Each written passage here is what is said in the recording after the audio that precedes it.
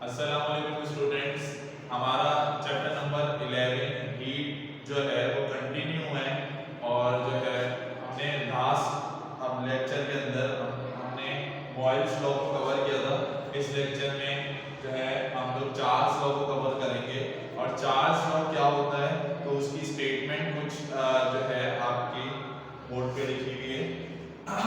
Charles law क्या होता है? अच्छा, जो मैंने जो पिछली क्लास के अंदर बॉयल्स लॉ बताया था वो बॉयल्स लॉ भी जो है वो गैसेस पर एप्लीकेबल होता है। इसी तरीके से जो चार्ल्स लॉ है वो भी गैसेस पर एप्लीकेबल होता है, ना तो सॉलिड्स पर एप्लीकेबल होगा ना ही लिक्विड्स पर एप्लीकेबल होगा। ठीक है, तो चार्ल्स लॉ की स्टेटमेंट कुछ यूं है कि the volume of the given mass of a gas is directly proportional to its absolute temperature provided that pressure is kept constant. तो जिस तरीके से बॉयल्स लॉ के अंदर तीन क्वांटिटीज इस्तेमाल हुई थी, इसी तरीके से चार्ल्स लॉ के अंदर भी तीन क्वांटिटीज इस्तेमाल हो रही हैं। वो कौन सी तीन क्वांटिटीज इस्तेमाल हो रही हैं? एक वॉल्यूम है, एक एब्सोल्यूट टेंपरेचर है और एक है प्रेशर।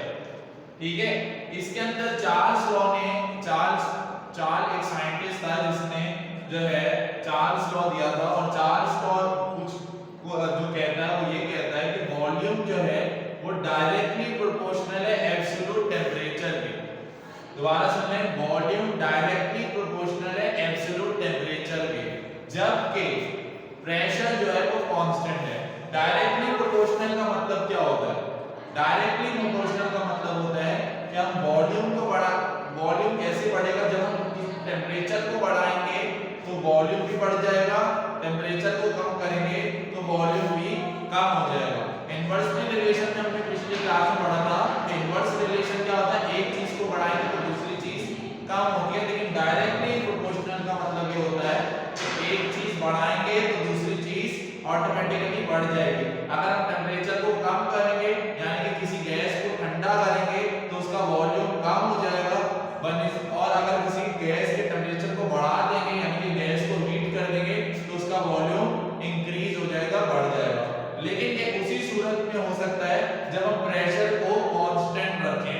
अगर हमने प्रेशर को कम या ज्यादा कर दिया तो पर चार्ल्स लॉ एप्लीकेबल नहीं होगा।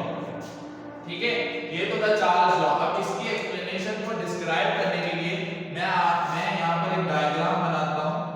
डायग्राम में एक पिस्टन है जो कि मूवेबल पिस्टन है, ये ऊपर भी हो सकता है और नीचे भी हो सकता है।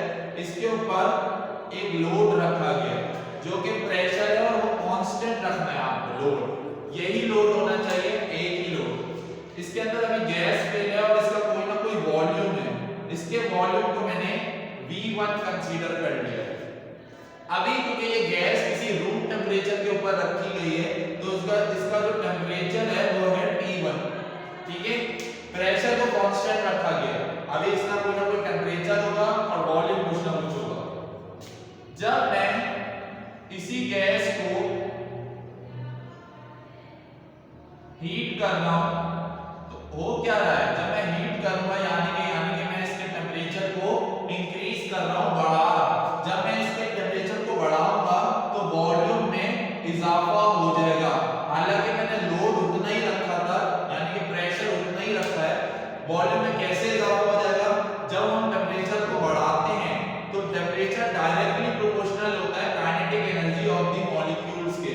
ये जो अंदर इसके हैं मॉलिक्यूल्स, गैस के मॉलिक्यूल्स हैं, जब हम किसी भी गैस के टेंपरेचर को बढ़ाएंगे तो उसकी काइनेटिक एनर्जी में इजाफा हो जाता है।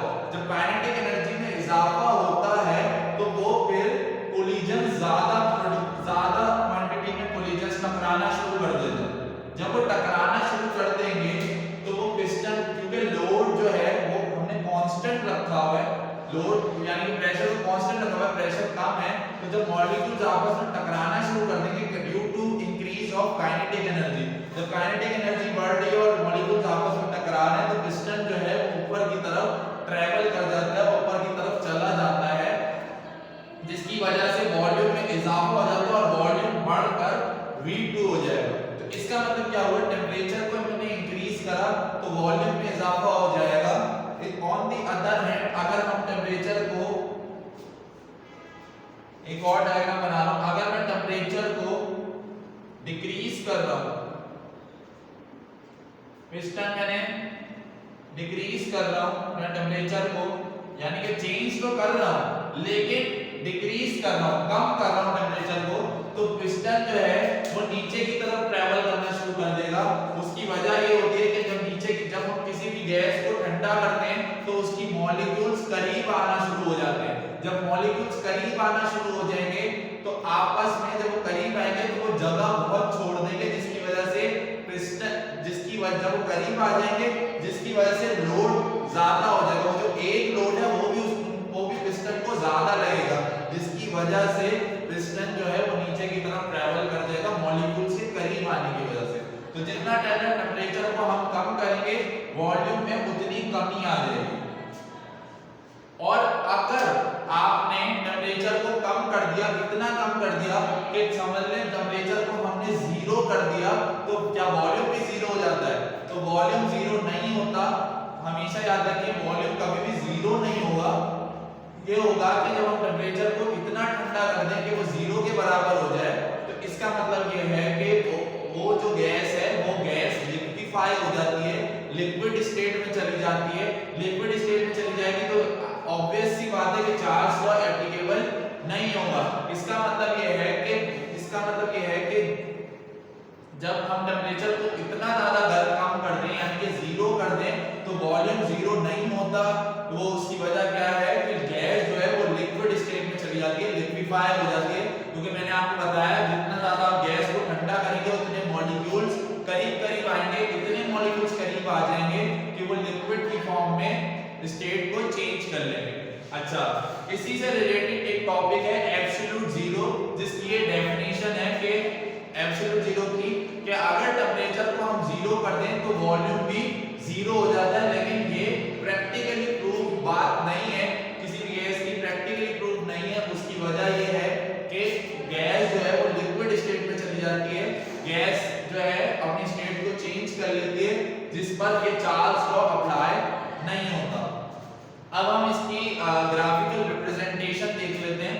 मैंने आपको इसके अंदर एब्सोल्यूट जीरो भी बता दिया कि एब्सोल्यूट जीरो वो डेफिनेशन है जो चार्ज लॉ से लिंक करती हुई है, आपको मिल जाएगी। एब्सोल्यूट जीरो किसे कहते हैं?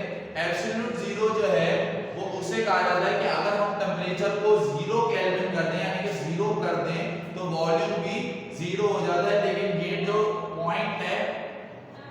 पॉइंट है जिसमें वॉल्यूम जीरो नहीं होता, तो उसकी वजह यह है कि गैस में तो होता ही नहीं है, फिर वो गैस जो है वो चेंज होकर लिक्विड में कन्वर्ट हो जाती है। तो थ्योरी ये प्रैक्टिकली प्रूव नहीं है बात ये चीज, लेकिन क्योंकि डेफिनेशन होती है तो डेफिनेशन में एब्सोल्यूट जीरो की डेफिनेशन आती है कि वो टेम्परेचर जिसमें टेम्परेचर जीरो केल्विन हो और वॉल्यूम भी जीरो हो जाए उसे हम एब्सोल्यूट जीरो कहते हैं। ठीक है, इसकी ग्राफिकल रिप्रेजेंटेशन को समझ लेते हैं।